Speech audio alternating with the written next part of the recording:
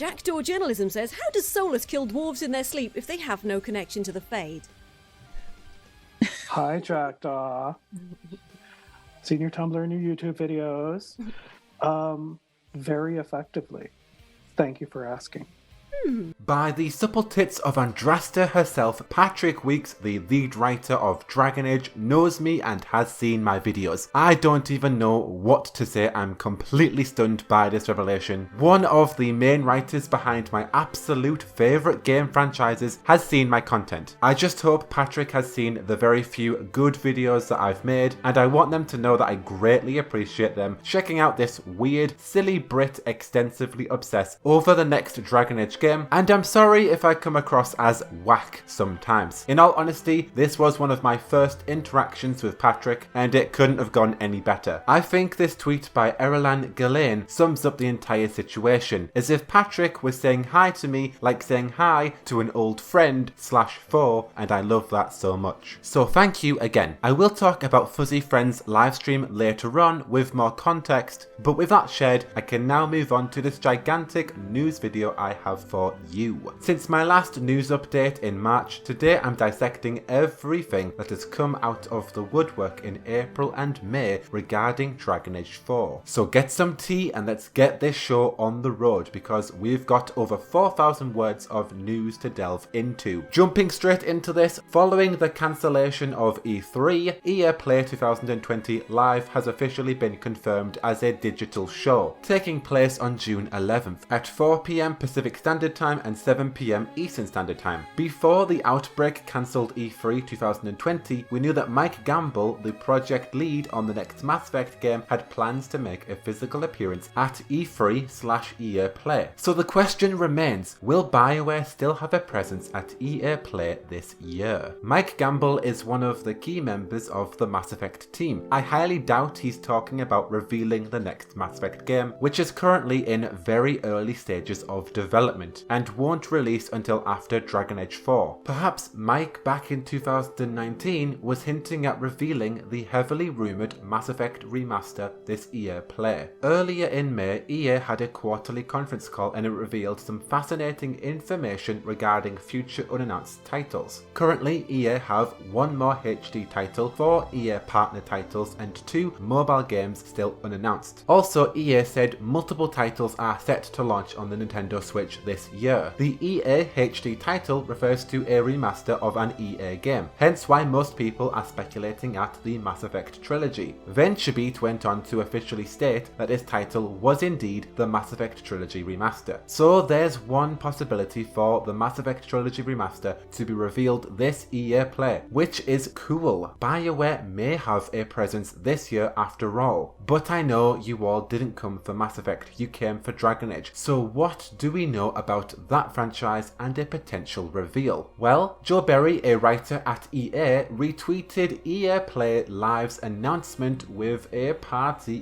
emoji. Now this could be absolutely nothing, but at a whim, perhaps Joe Berry is referring to a Dragon Age teaser or EA Motive's new IP, since she has worked within both teams. On top of that, Brianna Batty, writer at Bioware, tweeted about her 8-year journey at Bioware. She's very grateful for sharing her work and the awesome people she's worked with along the way. Patrick Weeks replied to her tweet saying they cannot wait for everyone else to see what you've been working on recently. Then Brianne said right back at you. 2 huge writers on the Dragon Age team are excited for everyone else to see what they've all been working on recently. When I saw this tweet, I was trying to stay calm and keep my expectations low, but come on, when you see a tweet like this, you just get so excited thinking about a potential reveal. The question is, when will we see what they've been working on recently, and is that anytime soon? There is something else more than just tweets that we do need to talk about that may relate to a potential tease. Hilary Heskett, who used to be EA's global product manager, has returned to work at EA and Bioware. Put simply, she's a digital marketer for Bioware. Hilary particularly was heavily involved in Dragon Age Inquisition's marketing. In fact, the majority of her work at EA Play involved representing Bioware as a brand online, creating trailers, key art, screenshots, packaging and advertisements. So it's a fair assumption that she'll be fulfilling the exact same role for future Bioware titles like Dragon Age 4. With Hilary joining the team at this point in development, could the marketing stages of Dragon Age 4 soon begin, perhaps at EA Play or later on in 2020? Or is she going to be marketing the Mass Effect remaster? I sound impatient, but in the past, Bioware have a habit of starting the marketing stages of their products at least 2 years before an initial release window. Currently, Dragon Age 4 is at least 2 to 3 years away and is the next major project coming out of Bioware Edmonton at the moment. With that, we've got to ask ourselves, is hiring a marketer at this point in time a mere coincidence, or is it preparation for when marketing does start? Are we on the verge of seeing Dragon Age 4 official content soon? Not to waffle on, because we do have a lot to talk about in this video, but I was hired as a digital marketer for an app company in the United Kingdom. As I understand it, you normally enter projects mid to end of production, because what would a marketer do in the early stages logically? Your role is to be there for the advertising of the product. So in Bioware's case, it's my understanding that Hilary has joined the team with 1 year full swing of production. Is she about to begin the marketing stages of the next Dragon Age game? Is the game ready for that stage? If anything, I think with Hilary's background, she is the perfect person to market Dragon Age 4. Now on top of EA Play, Jeff Keighley announced Summer Game Fest, a new industry-wide celebration of video games, showcasing digital news, in-game events and playable content. EA are headlining the event with EA Play, but there are many other world premieres spread throughout the summer, so there's a potential for other trailer reveals later on in the year, not to mention the Game Awards 2020. And just throwing it out there, but there's also been this leak that shows Dragon Age 4 on a list of PS5 games from the newest issue of PlayStation Magazine UK. Now PlayStation are having an event on June 4th, so we'll find out if this leak has any truth to it soon enough. To summarise on this topic, if we are going to see anything Dragon Age 4 related this year, EA Play is the biggest contender for a reveal. Now I know the whole world could do with that right now. At this current moment there is no schedule for the show. However, Sari and myself, Fuzzlecon and maybe some other content creators will be streaming EA Play no matter what. So turn those reminders on and come join us in our clown suits as we prepare to honk our horns. All in all though, it should be some pretty good fun. Moving on to teasers and development updates, currently Bioware are hiring a senior outsourced producer. This is a pretty big deal in my opinion. To those who don't know what a senior outsourced producer would do, outsourcing development means to hire out any process of a business to a third party. The process helps your company or organization to grow. To grant more perspective regarding Bioware, during Mass Effect Andromeda's development, major aspects of the game's animations were outsourced to other EA studios. However, that may give you the wrong impression. I can assure you this isn't going to be the same for Dragon Age 4. This role is for one producer to help the outsourcing team grow into a robust and comprehensive department that supports Bioware's projects in all aspects of development. Now, I have a friend in AAA games in the UK and they had a few things to say about outsourcing regarding Dragon Age 4. They said, to be honest, I'd say outsourcing is different per studio due to scope, but if something big like Dragon Age, I'd probably say outsourcing would start early to mid-production, as they have a hell of a lot to do. Some studios outsource from the get-go though, so that's also possible. And it's rare that outsourcing starts in the final leg of development. What I understand from this job posting is that Bioware are looking to hire a producer who will be dedicated to outsourcing so they can establish a pipeline and maintain proper standards for outsourcing. This hiring was posted in May, so the studio might be a few months early from when they actually have to outsource. However, this process will be coming up soon in major development. Moving on, in early April, Mark Darrah went on a Twitter rampage sharing many tweets relating to Dragon Age 4. One tweet stated, "Is tweeting more going to make you all speculate more or less?" followed by a poll with the answers yes, no and Dragon Age 4. Of course, Dragon Age 4 won the poll. The following week, Mark Darrah teased his 3 Wolfrug books he has placed on a shelf at home. Later on in the month, he decided to stack each of them, prompted with the caption, "Spoiler, these are a terrible building material." And just last week, Mark tweeted the Wolfrug book once more with the following meme, "Dear men, what is preventing you from looking like this?" Mark replied to Saria's gif which said, "What is going on?" and he replied with the salt sprinkler meme gif. This cheeky tease encouraged Melissa Janowick, a gameplay designer at Bioware, to join the fun and share her own Wolfrook book. She said, "It's an absolutely gorgeous book, I'll treasure it for life." The secrets these books could hold about Dragon Age 4's core concepts, and Mark Darrah is just stacking them together, making book thoughts out of them, as you do. Maybe one day we'll uncover the secrets held within every single page, but that day is not yet upon us. On the same memey day, Chris Anderson, application development and publishing support at Bioware, tweeted, "Other people are teasing things, so what the hell? Here's an image that I used in something I was working on today, with a pink image shown." Chris and Melissa followed a Twitter conversation about the pink being the perfect colour when you need something that screams temp. Basically, this pink actually has some context for the development of Dragon Age 4. Temp means temporary textures, the first blocked out layer of a texture before actual detailed textures are added. This can refer to many scenes or models in the early texturing phases, as art assets are still in the approval stages. On a wild, out there whim, because that's what my channel is known for, perhaps the team are wrapping up a trailer for a reveal? Maybe? Or they're just hitting hard with the main production of the game. John Eppler, narrative director at Bioware, shared his most controversial opinion of all time, which is large contiguous open worlds are way less interesting than those built out of multiple non-contiguous spaces. The latter gives you a lot more freedom and allows for the best mix of emergent and directed experiences. Now, I loved the hinterlands in Dragon Age Inquisition, but as a fan of the previous Dragon Age games' linear with freedom approach, I appreciate John's take on open worlds since Dragon Age Inquisition. Perhaps this hot take will shape the way forward for future Bioware titles. This is the narrative director, after all. Alex Wilton Regan, the voice actress of the female British Inquisitor, retweeted Autumn Witch's poll asking if people believe the Inquisitor will return as a voiced appearance in Dragon Age 4. Alex tweeted, "Come on, Dragon Age fans, you know what to do, winky face." Patrick Weeks replied to Alex's post with an eyes emoji. I think I speak for everyone when I say, in some capacity, the Inquisitor has got to return in the next game. In another tweet, Patrick Weeks teased potential new companions when a Twitter trend placed 5 Dragon Age characters in 6 different camps went across the platform. When choosing their preferred camp, Patrick Weeks tweeted, "Finally, in Camp 7, it's turned into a bit of a mess, with coffee grounds spilt everywhere and the couch inexplicably on fire after a drinking game gone wrong, but that's another story." Of course, there's not much to tear apart here, but we do have acknowledgement of the next party members, and it sounds like they're quite the wild bunch already.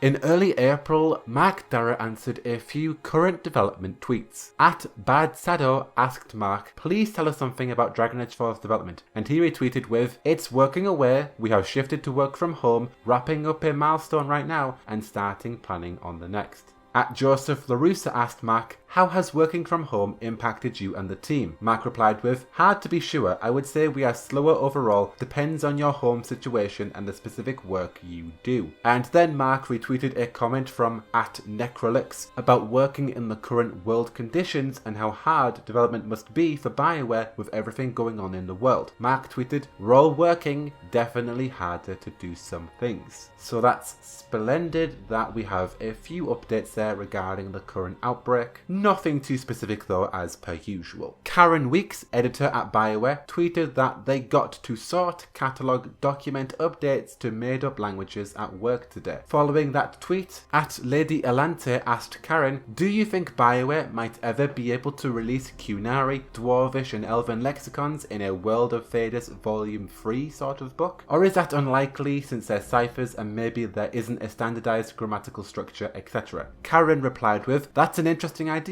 I, for one, would find it a hoot. I might send out some feelers. Any books of made-up languages I can get my hands on would be greatly appreciated." Alan Baxter, production guy at Bioware, tweeted, "Bioware review of content today. All I can say is scriptlet." Apparently a scriptlet is an action verb. Alan is teasing premature scripts as they perform their function, so something exciting is going down in the scripts to be worked on in Engine. Or maybe it's just a Bioware inside joke for the coders. Regardless, something with scriptlets is going on. John Eppler tweeted a great design message about how 90% of bad decisions are in fact the best decisions of all time. For John, that will always be the camera zoomed conversations in Dragon Age Inquisition. People didn't like it and asked why not just make them full scenes, but that's not the decisions they make in-house. It was make them simple conversations or else cut them. Game development is all about making the best decisions you can at the time with the resources you have. A lot of stuff you thought it was weird or awkward came down to a gut call of this is the best I can make this and I trust it's going to be good enough. Sometimes we're right, sometimes not.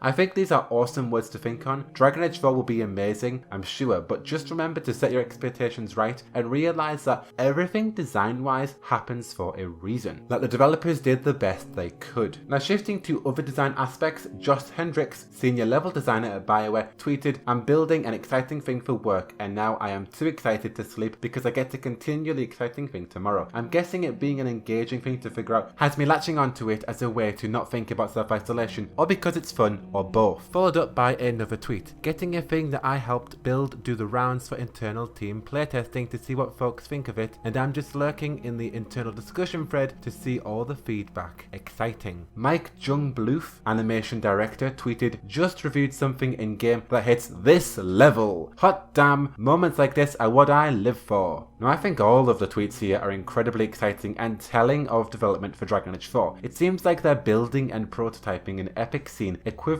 in scale to something like the attack at Haven scene. Perhaps Solas destroying the Veil? Who knows, but it sounds epic and I am living for both devs' enthusiasm right here. Now for the final tweet regarding the development side of Dragon Age 4, we have Asa Roos, principal UX designer, who tweeted, "I wrote a lot about Solas today." A UX designer writing about Solas? That must be for codex entries, right? Probably more lore being created for our rebel god. Now moving to a different topic, in my previous March news update, I discussed rather brashly about the developers on Dragon Age 4 still claiming that this project has not officially been announced yet. However, the Dreadwolf Rises teaser in 2018 certainly alluded to an announcement regarding the next Dragon Age title. Following that story, we have many sources providing clarity on Dragon Age 4's current unannounced situation. Patrick Weeks confirmed that they are working on an unannounced game in the Dragon Age universe. They would love to be able to share more, and they're really excited about what they're working on, but they can't share anything just yet. In April 2019, I painted this unannounced situation rather conspiratorial. I said that perhaps the Dragon Age devs can't share any more on the next game because Anthem was the next project and EA are forcing them not to speak on Dragon Age. This being in an attempt to maintain the crowd by not letting Bioware developers regard Dragon Age 4 as the next working project in the works. However, I really don't think it's that deep. I think the developers are just under a strict NDA and literally cannot speak about this game because it's still in production. In episode 121 of the Anthem-based Freelance Codex podcast, as a guest, Melissa Janowick shared that the developers on the secret Dragon Age team cannot talk about the next game. In fact, they can barely talk about the contents of the Dreadwolf Rises teaser trailer. And Chris Anderson also emphasized the same point in a tweet. As a side note though, someone asked Chris, why not lie and come up with fake answers to fool the fans? And Chris said, that can unfortunately get me in nearly as much trouble. Which actually shows the validity and value in Bioware developer tweets. The developers cannot just lie about the project either, which honestly helps someone like me out a lot. As we know, a Dragon Age game is coming, however it's still very much unannounced. Probably because, as Dracian Schreier reported, Dragon Age 4 is going to change at least 5 times in the next 2 years. Perhaps Bioware don't want to show us anything just yet because they don't want to set anything in stone or show gameplay that is not representative of the final game, like Anthem and like Mass Effect Andromeda. But in the fans' defense, showing a CGI trailer or revealing a title of Dragon Age 4 isn't representative of the final product. And Maker knows that would be amazing to see sometime soon and is within the realm of possibility. Just a title drop at this point would be the best thing ever. To know that this game is coming and it has a title, it just gives so many people people in the community a smudge of hope for the future of Dragon Age. Moving on to the next topic, we have some new lore and other fun things that I really wanted to share that popped up over the past months. Dragon Age comic writer Nunzio De Philippis talked hugely about the Redlyrium Idol and what was originally planned for their comics. Nunzio recently mentioned in the unofficial Bioware forums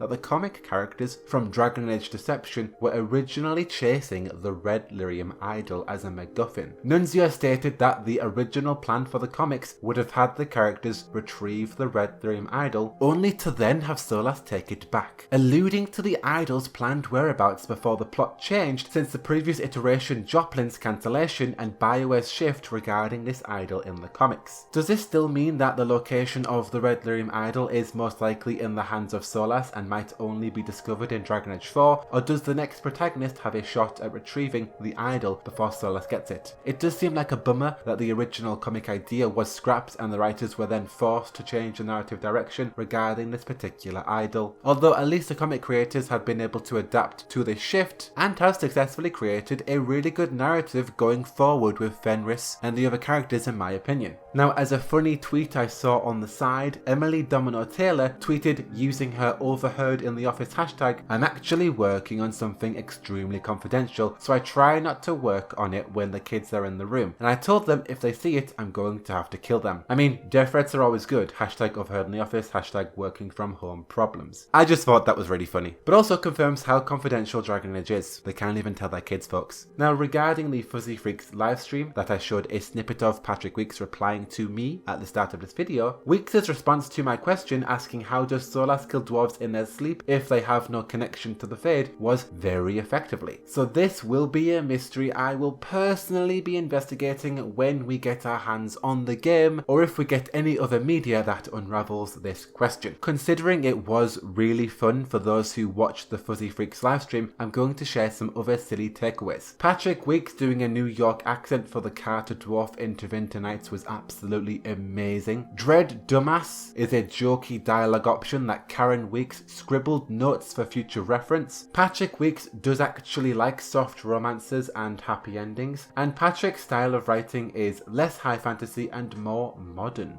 At Drunk Dalish, co-founder of Dragon Age Day, interviewed both Karen and Patrick Weeks. As a lover of Dragon Age lore, these interviews reveal so many loving tidbits that you should go and read for yourself. However, something I noted that was very significant regarding the future is based on Masked Empire's ending, so a quick spoiler for that. Felicine or Felisan's fate isn't what it seems. Perhaps this elf could make a comeback in the future. And we come to the last topic. This one is centered on the Bioware staff's well-being. Last year there was a Kotaku article revealing the crunch and working conditions at Bioware. There was a lot of worry and confusion in the air that the people working on these games were struggling mentally because of senior management and many other reasons like crunch. With that in mind, I'm dedicating a section in these news updates to the well-being of the developers. Any signs or tweets of positivity and hope will be shared in an effort to see if there has been any change in the Bioware offices since Anthem's release. Without reading each of these tweets, I'm just going to show each of them here. Now, it does seem like things are going pretty well and people seem happy and optimistic about the next Dragon Age game. There's a lot of gratitude for the amazing people at not just Bioware but EA, and the developers seem really excited to share more on what they're currently working on.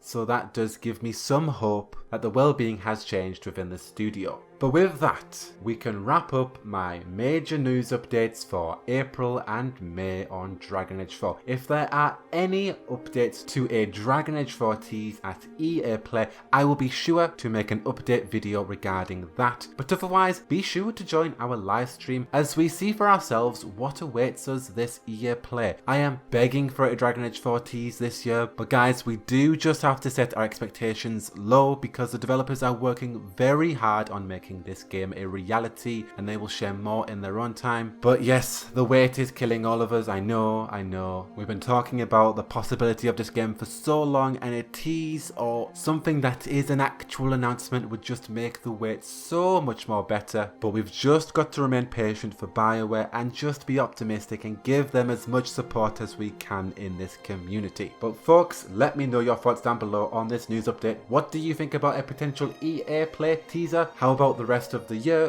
What is Hilary Heskett going to be marketing over at Bioware? Is it a Mass Effect remaster? Honestly, that would be just as amazing to see that at EA Play. Where are your expectations at for Dragon Age 4? Let me know all those thoughts down below. But until the next one, guys, be sure to check out my blog, Patreon, follow my Instagram and Twitter, like me on Facebook. But until the next one, I have been Jackdaw, and I should go. Whoa.